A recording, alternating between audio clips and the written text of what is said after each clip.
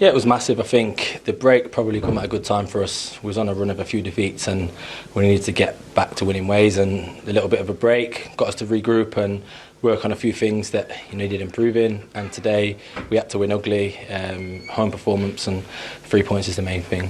When we all arrived at the stadium today and the crowd began to arrive, you could sense there was a little nervousness in the air. Was that the sense in the dressing room and out there in the first half? I don't think in the dressing room or in the squad, I think we have full belief in ourselves and each other. I think obviously the fans, understandable. Last time we was here, we was 1-0 up in the 90th minute and we conceded 2 late goals. So you can understand that little bit of anxiousness, but I think when we went 1-0 up today, we had to be professional, keep our heads and try and see the game out, which we did, thankfully. Before we get to your winning penalty, you did have the ball in the net. It was ruled out. Contact without consequence is the official explanation. What was your understanding? What was your view? I think, obviously, jumped up with the goalkeeper, challenging, as you do. I think they get a little bit too much love from the referees. They're a player at the end of the day. They're allowed to take contact. I think corners, they're in and around you and they're pushing you, shoving you, but when you do it back, it's a free kick. So disappointing that it got disallowed, but like I said, we had to keep going, go again, and thankfully we got the goal and then got the 3 points. You're then given the chance from the penalty spot. 10 out of 10 from the spot from Newcastle for you now. But given the situation and the run that you've been on, how much pressure was on you as you stepped up to take that? Pressure's for ties, isn't it? I think for me, practice in training and then you go on a match day and you've done that so many times, repetition really. So for me, it's about just staying composed and putting the ball in the back of the net, which I try to do as much as I can. As you're well aware, a huge week lies ahead for Newcastle United, back in the Champions League, off to AC Milan, who took a bit of a beating today. How important was this victory in terms of going into that and what lays beyond that? I think today was the only thing in our mind. I know next week's a big week for the club, for the fans, and everyone's got that excitement, but this is our bread and butter. If we want to remain a Champions League club, then we have to win our league games ultimately, and today full focus on Brentford, and then now we've got that out of the way, we can analyse, move on, and then focus on midweek fixture next week. We'll talk about Newcastle's team performance, but on an individual basis, Callum Wilson's had a frustrating start to this season, playing second fiddle very much to Alexander Isak. But that's exactly the outcome that he would have hoped for, right? The 90 minutes and a match-winning goal? Yeah, definitely. He has played second fiddle, and before the international break, he's been coming off the bench and obviously trying to score goals when you do that. And when you get given your opportunity as a centre forward, the one thing you want to do is put a goal on the end. Win, lose or draw, you want to score to try and cement your place. And he's done that today, albeit from the penalty spot. He scored the goal, ran around, and the fact that Isak didn't come off the bench means he must have done okay today. Yeah. Well, let's have a look at that decisive moment from the penalty spot. But let's have a look at the incident first that led to the penalty. Mark Flecken in the Brentford goal. Coming out, then clashing with Anthony Gordon. Was it the right call? And how much of this was down to Flecken's decision-making? I think it's all down to Flecken's decision-making. I mean, he's come where he doesn't need to come for the ball, and he's made the referee make a decision.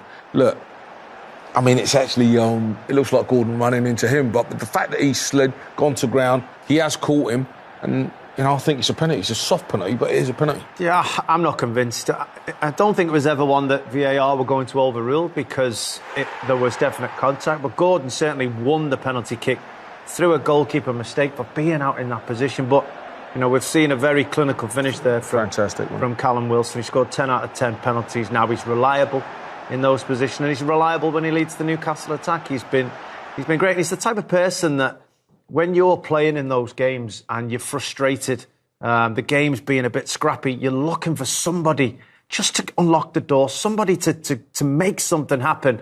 And you see that list, he's now in a very elite company. Isn't he? But he's there, he's level with you, Les. 41 Premier League goals for Newcastle. I mean, do you look at that with a little bit of disappointment? Are you happy for him? I'm happy for him. Records are there to be broken. I'm 41. He's got some penalties in there. I don't think there's any penalties. But there's no penalties in my 41. But no. He's done fantastically well, and his record it's 41 goals in 87 or 88 games for Newcastle. So that's some going. There's a reason why they didn't let you take penalties. You probably would have ripped the net off, to be honest, with the sense of power. But in fact, that penalty came at a time when the Brentford goalkeeper Mark Flecken was under a little bit of pressure. The ball found itself at the back of the net earlier. What do we think, though, about the decision-making here? It hit Mbumo's hand before it crossed the line. Oh, no, this is the penalty called first, of course, here. Yeah, I mean, I think Callum Wilson was quite correct in his assessment of some of this anyway, that goalkeepers aren't well protected in these circumstances. You're not really allowed to make contact with Should it have been a penalty? And penalty. I don't think a penalty. I think there should have maybe been a goal. I don't think it should have been a goal, because I think they're being consistent with the fact that if you put your arm on the goalkeeper's arm, which Callum Wilson clearly does there, stops the goalkeeper from punching it away, it's not going to be a goal. And I think the referee or the VAR were right to call that back. What do you think? If you're saying that should have been a goal, should this have been a pen? No, I don't think it was. It's a great dink to the far post.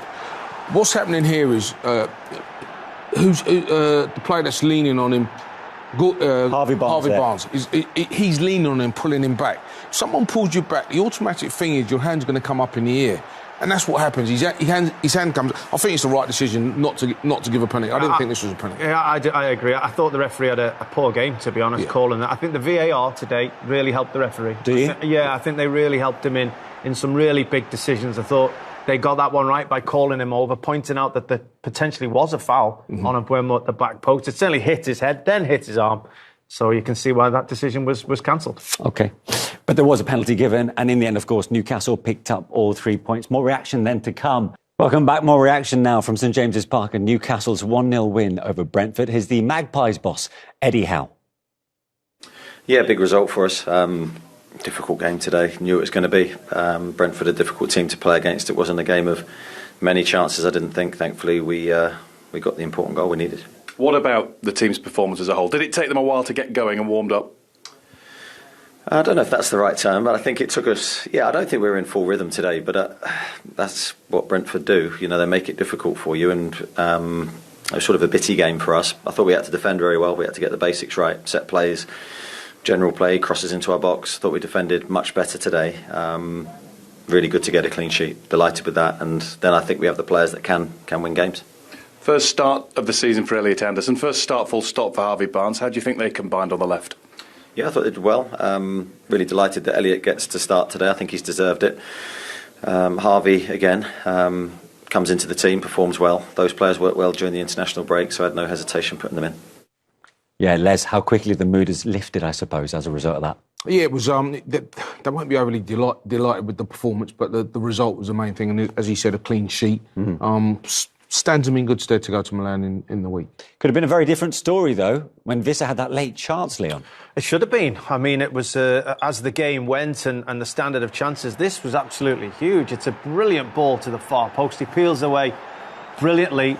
He just mistimes the header. It just skims off his head. I know a certain guy sat next to me in the studio was out of his seat. He would certainly have put that chance away, wouldn't you, Les? You've seen that 10 times, Les, and each time you wince. I feel it every time I see it, because I just think, what a great opportunity. I'm glad he didn't score it in the end, but I thought, what a great opportunity. Great. He had 2 great opportunities and he just didn't make contact with the ball. Yeah, lacked a bit of fluency, did Brentford. I mean, is that the typical kind of outing after an international break from them? I think it can be, but I think Brentford in general, when they go away from home, they defend really well. They hang in games.